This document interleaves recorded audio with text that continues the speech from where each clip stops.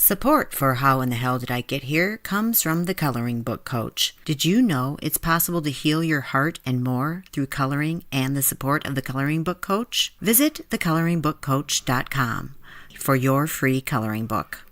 In this week's episode, we find myself and Jenny traveling together on a sister's weekend to the beautiful North Shore of Lake Superior in Minnesota.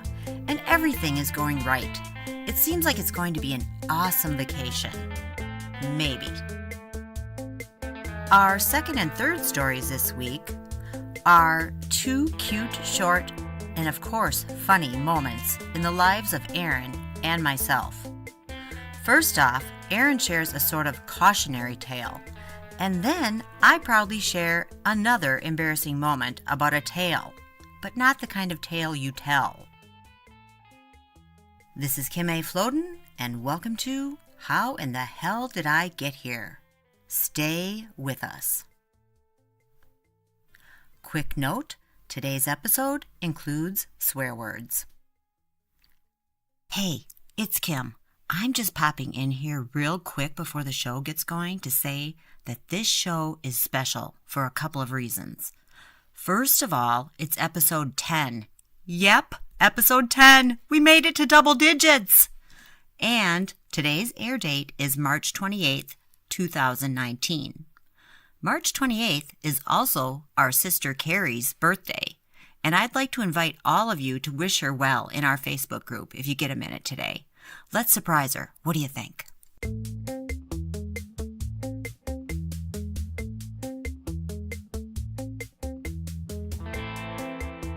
Myself and Jenny are excited to be taking a short trip together to Minnesota's North Shore to relax and see the fall colors, and it's shaping up to be a great trip until it isn't.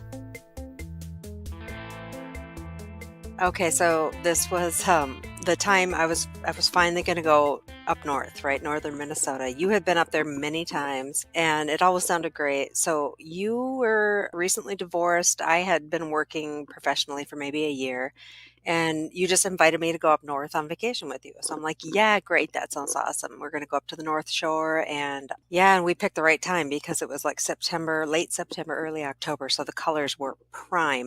Yeah, and I'd come up the night before. We wanted to get an early start, which we did. We were on the road probably by 9 a.m. with a bag of bagels and cream cheese. Just heading up there, and it was a super beautiful day. It was like the sun was out, everything was warm and dry. And so by the time we get up there, it's early to mid-afternoon, and just as beautiful and picturesque as you can imagine. It just was like setting up to be the most beautiful few days away from real life. So, and I hadn't been on vacation much ever yet at this point in my life. I'm like 26, 27, had been broke every minute of my life up till this point. So I'm super excited to get to the cabin and on the water and on the hiking trails and everything. And then finally we just get to the turn into this resort, and just as we're turning into this like long driveway down to the campground that where all the cabins are and the lake is, the clouds kind of just like all of a sudden zoomed in. I remember that. It went dark suddenly. Like we went from color to black and white. Yeah, like That's foreboding. right. And it was just like an eerie suddenness to it. I don't think, neither of us probably thought anything of it at that point. I know I had noticed it because it was like, okay, mood change. But as we're approaching about halfway down this maybe half mile like little dirt lane down to there's this shed kind of thing, and I see this older man. I know oldest relative. At the time I remember thinking old man. Now I probably think prime of his life 60 something guy. But so this tall old skinny man comes walking around from the backside of the shed as we're approaching the shed to pass it. He's limping and he's holding the axe in one hand, like his arm is like limply swinging as he limps. And with his other hand, he's holding his head. And I'm like, oh, what the fuck? Because like, did he chop himself in the head or the leg? Because, Right. Or the arm. It could have been any of them. just needed help, but it was too, I don't even think we exchanged words at that point. We just kept going. Can I interject something here? Now, I hadn't been to this resort for a few years, and it was under new ownership and not for the better, apparently. We appreciated the difference of the new ownership shortly after we pulled in. Right. So we pulled into the cabin marked office. We come up to the counter and large Marge comes out from the behind wherever whatever it was behind the counter. It was apparently the cooking area maybe or I don't know. Yeah, I think it was because remember her T-shirt Yep, she was was like a tie-dye of food as stains. unkempt as can be. Yeah, we're in the middle of the North Woods of Minnesota, far away from civilization. So, There was nothing friendly like, "Hi, how y'all doing?" Nothing. It was just, "You interrupted me, what do you want?" kind of attitude. So so we've got the man with the axe and now Large March in this cast of characters. in my mind, I'm an optimistic person, so I'm trying to maintain my optimism. Like, this is still going to be so awesome. Great vacation. And so she gives us our key to our cabin, and then we're out of there. And I'm sure we were joking already when we got back in the car about what the fuck. But I know. I remember us being like, I mean, we were freaked out by the guy with the axe. I mean, who would it be? and I hope I hope he's okay. Nobody ever checked on him. I didn't check on him. You didn't check on him. Large Marge didn't check on him.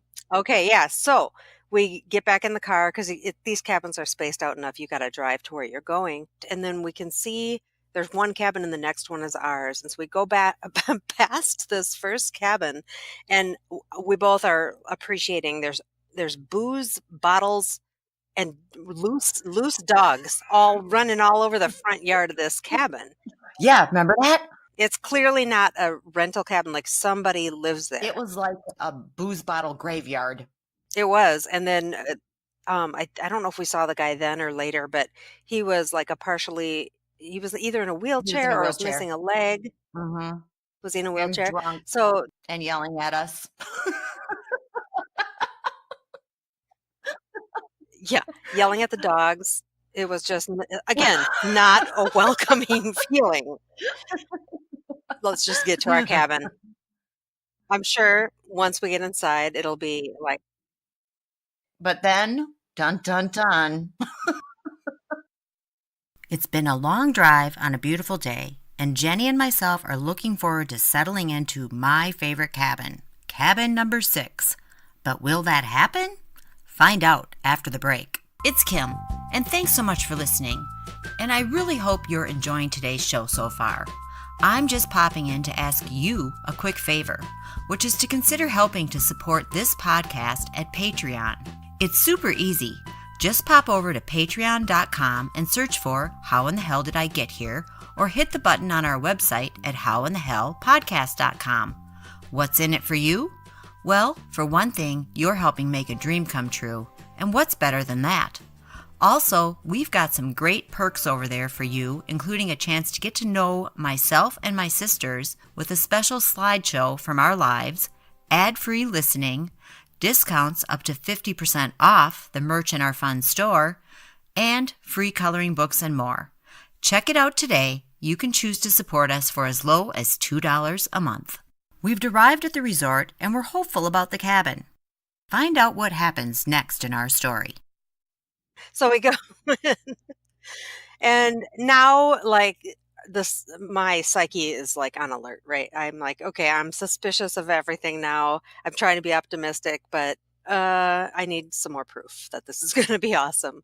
So we go in, and there was nothing like immediately concerning about the cleanliness or anything of the cabin, but immediately, I don't know if it was your idea or mine, but we go and we whip back the bedspread and the top sheet. We're like, I want to make sure the sheets are clean. And They were not. they were not clean. There was there was one very prominent pube, like standing at attention on the sheet, trying to get our attention, like waving at us. And so now I think, and this is the point at which I don't even think we had brought the bags into the cabin yet. And No, we only had my dog in there. Yeah. We only had Bentley the Beagle in there. God, yeah. And then I think we just like looked at each other, exchanged a knowing look, and we're like back to Large Marge. And as we're driving back to the office, you're like pissed off, and and I'm just kind of quietly sitting there, a little bit bummed out. And you're like, we're going to go in and just let me do the talking. And I'm like, yeah, fine. I'm an introvert, whatever. So whatever you say, I'm just following your lead. And so we go back in and interrupt Marge again. I don't know how it started. Well, you might remember this part better. Well, I do remember telling her that we're not staying here and I want my money back. Yeah, and you mentioned your lawyer at some point. Well, because she said no. I mean, I think she said full on no, you're not getting any refund. And I'm like, Right. no, you're wrong. And then I think I might have mentioned I'm going to call my, I probably did have a lawyer then because I was just going through a divorce. I'm calling my divorce lawyer on you, lady. Well, lawyer is lawyer when you're this hick large Marge. I don't, You just use the word as lawyer. I recall, it didn't. Hope it's going to work. Yeah. No, she didn't care. She didn't give a crap, and that must have been what set off my inner badass extrovert, my inner badass. Because I don't remember exactly what I said, but I know I got in her face a little bit. Yeah. Do you remember what I said or how I was? Because this is where I think it was more like I'm trying to negotiate with this woman, and you must have got to the point where you're like, okay, she's getting nowhere. So it was okay. In my memory, it was like you were like, step aside, and then you got up there and you just ripped her a new one. I mean, I think you were probably just like, are you freaking kidding me? I mean, you were like, you know how you can be, Jenny. I do know how I can be, and I have an aversion to other people's pubic hair. So there was some energy behind my attitude. You think that would make a good T-shirt? I don't know. I don't think so. I have an aversion to other people's pubic hair. No, that's probably not good. I don't know. It's a good line though. No, but we got out of there. In the end, you didn't get charged for it, and we went up. We went up the road to this one. I do remember the name of it. It was called Trout Lake Lodge. Yep, beautiful. And no, we had to go back into town. We went back into Grand Marais and went to the visitor center, and a very, very nice young woman was helpful, and she called around and found vacancies. Yes, because I was worried because it was Labor Day weekend and everything was booked. That's why I was so upset because I'm like, we might not be able to find a place to stay, but we were, and then do you recall when we got to Trout Lake, it was like sunshine and unicorns over there. Yeah, it turned back to normal happiness. Yes. And that is that place where isn't that the same trip where you woke up and we woke up and we couldn't find the dog? Yep. And where was he? In my duffel bag with all my clothes. And I know he hadn't been there all night because I didn't know at some point in the night he had slept with me on my bed. And at some point you had said he was with you in your bed in the other room. So it must have been the final wee hours of the morning, whenever prime shedding is for a beagle, because I had no clothes that I could wear. They were so coated with white beagle it was hair. Like hair shirt, literally. Yep.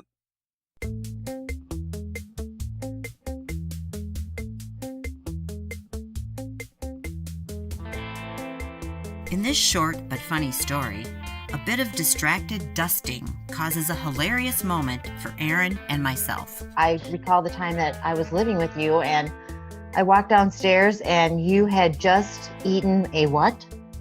A dust ball. And Mom and Jenny were coming for Nick's confirmation. And so we were trying to get the house cleaned up. I had a very large house at the time and I was frantically cleaning like I often did. My house was on the market at the time and I literally seemed to always be cleaning it, which is why I ate a dust ball. I was upstairs doing something and then you were downstairs in a frantic, frenzy like you do get when you like to clean. Which was my normal mode back then. Yes, exactly. What I remember you telling me, there was a little bowl of candy on the counter, and you had popped a couple of those in your mouth as you were cleaning. I am dusting, and I've gathered up this huge pile of lint. I don't know. It was a dust ball. It was big enough to be marble size. Right. And before I know it, I pop a dust ball in my mouth. I was walking down the stairs, and all of a sudden you were like, and I'm like, what the hell? And it's like, oh my God. It just popped a dust ball in my mouth. I forgot what hand I was using. Which bowl was the candy?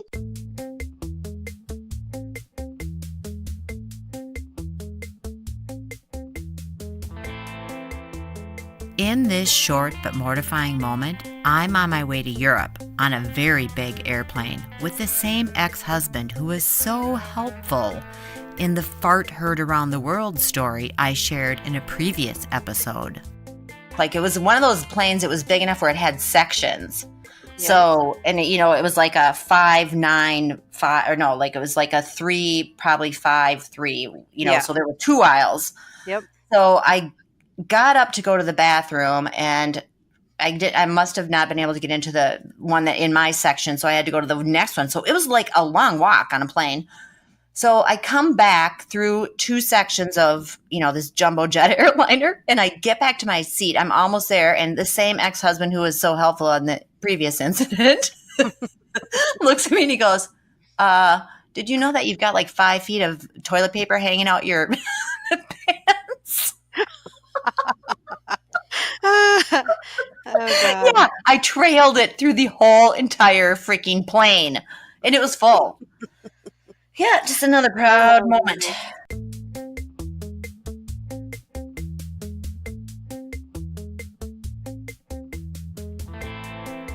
Thanks so much for listening. If you love the show, please help us out and share it with a friend. That could literally double our listeners.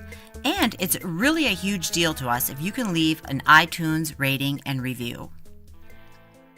To see a picture of cabin number 6, along with photos of the gorgeous fall colors, Bentley, the hairy beagle, and Jenny from that infamous trip, check the show notes on our website, howinthehellpodcast.com, or stop by our fun Facebook group.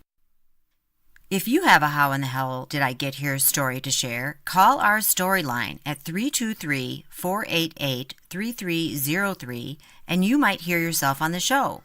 That's 323-488-3303. If you prefer to write your story and have it read on the air, please send it to howinthehelldidigethere@gmail.com. That's howinthehelldidigethere@gmail.com, or you can use the contact form on our website, howinthehellpodcast.com. Today's show was produced by Kim A. Floden and features myself, Jenny Gardner, Aaron Beach, and Carrie Floden. Big thanks to Silent Partner for our theme song, 7th Floor Tango, and our ad music, Blue Skies. Meet you back here next week for more How in the Hell Did I Get Here stories. Until then, pay attention, my friends. You just never know when you might find yourself saying, how in the hell did I get here? This lady that checked us in, she was like Large Marge, and I just told Jenny, I'm like, okay, I'm just going to handle this. So we go in there, and apparently I wasn't doing it as up to Jenny's standards, because it was basically like, Jenny was like, step aside. And Jenny, you don't want to... I was just going to say, Jenny turned into Jenny. Jenny turned into Jenny. And it was like that lady did not have a fucking chance. It was all over but the crying for her. And by the time, Jenny goes, I remember you said something like, I'm going to get my lawyer involved. And even that didn't move the lady. But by the time Jenny got done with her, I don't know if she was crying, but I do know for sure I got my money back and there was no issue. Because you don't fuck with Jenny. No, you do not. That could be the t-shirt that week. You don't fuck with Jenny. Nobody fucks with the Jenny. Yeah. There you go. Yeah.